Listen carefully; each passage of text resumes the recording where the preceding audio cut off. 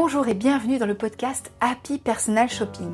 Je suis Maïté Despréaux, personal shopper depuis 13 ans et j'ai le plaisir de vous aider à vous lancer dans cette activité passion. Voici les 4 thématiques que j'ai prévu d'aborder avec ce podcast pour vous aider à vous lancer et à exercer sereinement. Tout d'abord, une partie savoir-faire. Et oui, indispensable, tout ce qu'il faut savoir pour asseoir votre expertise et exercer en tant que professionnel. Deuxième thématique, l'histoire de la mode et du luxe. Ça, c'est ma préférée. C'est une thématique qui va vous permettre d'élargir votre culture mode, qui me paraît indispensable pour appuyer le discours technique. Troisième partie, on parlera organisation. Je vous donnerai des astuces pour gagner du temps au quotidien et développer votre entreprise sereinement, tout en vous ménageant des temps personnels. La dernière thématique est dévolue aux inspirations. Tout ce qui va vous permettre de vous nourrir, de nourrir votre culture mode bien sûr, mais aussi votre créativité pour mieux accompagner les personnes qui vont vous faire confiance. Si ça vous plaît, alors je vous propose qu'on commence tout de suite avec l'épisode du jour.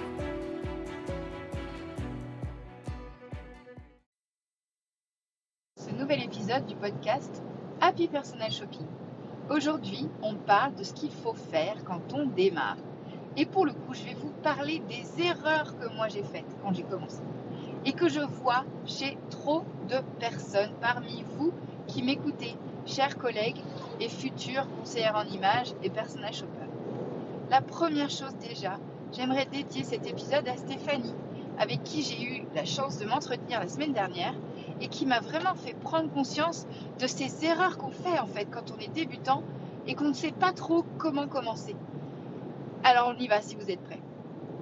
J'avais déjà fait un épisode il y a quelques semaines sur ce que je ferais de différent si je devais recommencer aujourd'hui. Et vraiment, vous pouvez vous appuyer sur cet épisode-là en complément de celui que j'enregistre aujourd'hui pour répondre à cette question de qu'est-ce qu'on fait quand on commence. Déjà, la première chose que vous pouvez faire, c'est de bénéficier de mon coaching gratuit à travers le challenge Odyssée qui aura lieu dans quelques jours. Je vous en ai déjà parlé, je vous en reparle ici brièvement. C'est un challenge gratuit sur 3 jours. L'idée est de pouvoir vous accompagner et vous coacher en fait en live gratuitement. Donc l'idée c'est, vraiment j'y tiens, c'est-à-dire que je viens de me rendre compte que je disais tout le temps l'idée. Alors j'essaie de changer, hein. Vous me permettez, je vais peut-être quand même le dire encore de temps en temps, mais je vais essayer de changer ce tic que j'ai.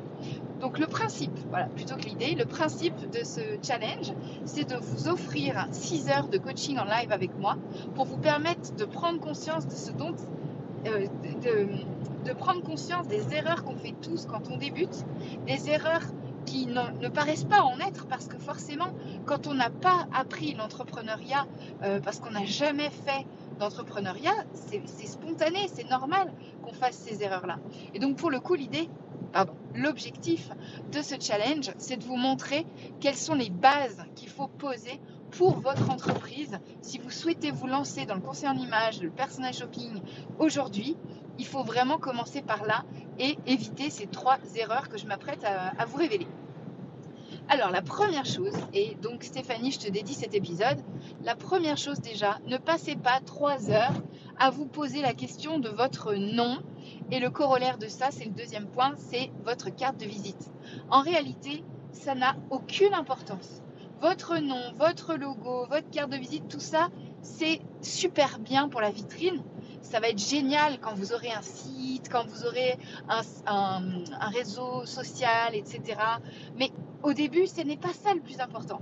Le plus important, et la question que vous devez vraiment vous poser, c'est qu'est-ce que j'apporte à mon client ?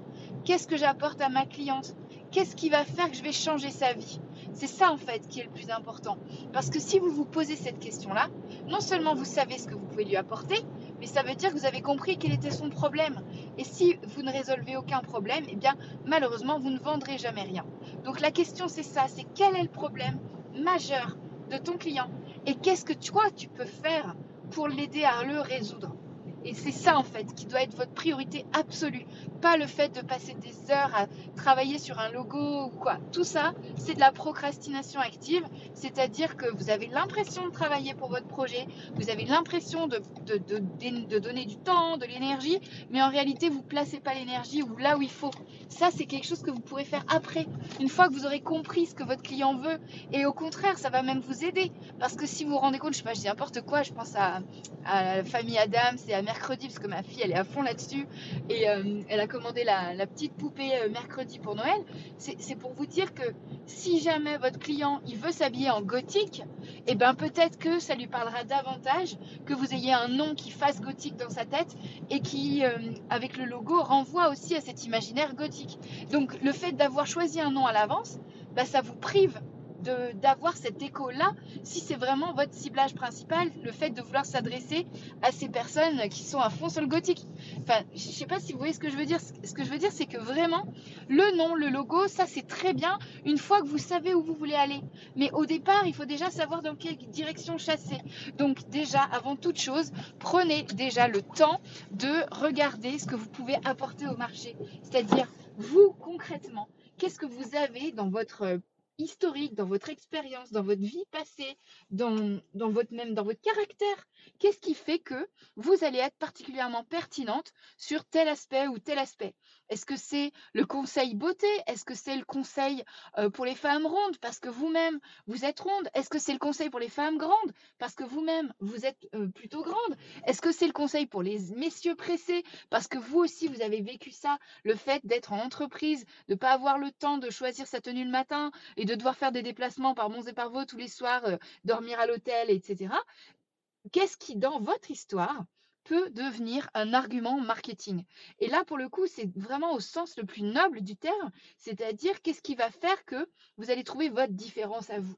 Donc, si c'est pas clair, encore une fois, inscrivez-vous à mon challenge. Ça fait partie des choses qu'on voit ensemble sur ces 3 jours. C'est d'affiner votre positionnement, de commencer à réfléchir un peu à ce qui pourra faire votre différence, votre valeur ajoutée. Et donc, la troisième erreur que je voulais soulever, c'est les fameux flyers. Stéphanie, s'il te plaît, ne passe pas de temps sur tes flyers. On s'en fout de tes flyers. Si ça te permet de réfléchir à ce que tu veux offrir, alors ok, fais-toi une liste, mais ne passe pas 3 heures sur Canva ou je ne sais quel logiciel ou même à payer quelqu'un pour faire un flyer parce que c'est pas ça le plus important. Le flyer, encore une fois, ce qui compte, c'est surtout ce que tu vas mettre dedans. Donc, ce que tu vas mettre dedans, c'est pas devant ton ordinateur que tu vas le trouver. C'est en allant voir des gens qui sont intéressés par ton offre et à qui tu vas pouvoir proposer des hypothèses et qui vont te dire ah oui, c'est exactement de ça dont j'ai besoin. C'est ça qui compte. Donc si tu veux faire avancer ton activité de conseiller en image, orienté beauté, orienté cosmétique, orienté lingerie, orienté ce que tu veux, s'il te plaît, ne passe pas 3 heures à faire des flyers. Tu pourras faire ça au coin du feu cet hiver quand tu t'ennuieras, voilà. Mais si tu veux lancer ton activité et avoir des résultats rapidement, ne passe pas par la case je vais faire des flyers. S'il te plaît, ne fais pas cette erreur.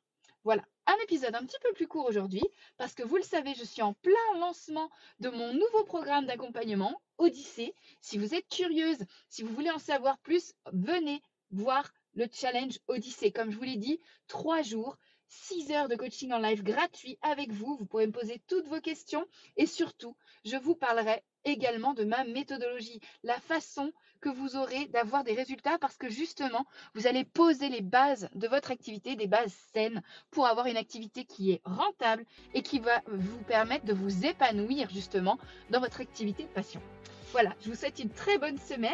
Je vous retrouve la semaine prochaine et je vous dis à très vite. Et n'oubliez pas de vous inscrire au challenge surtout.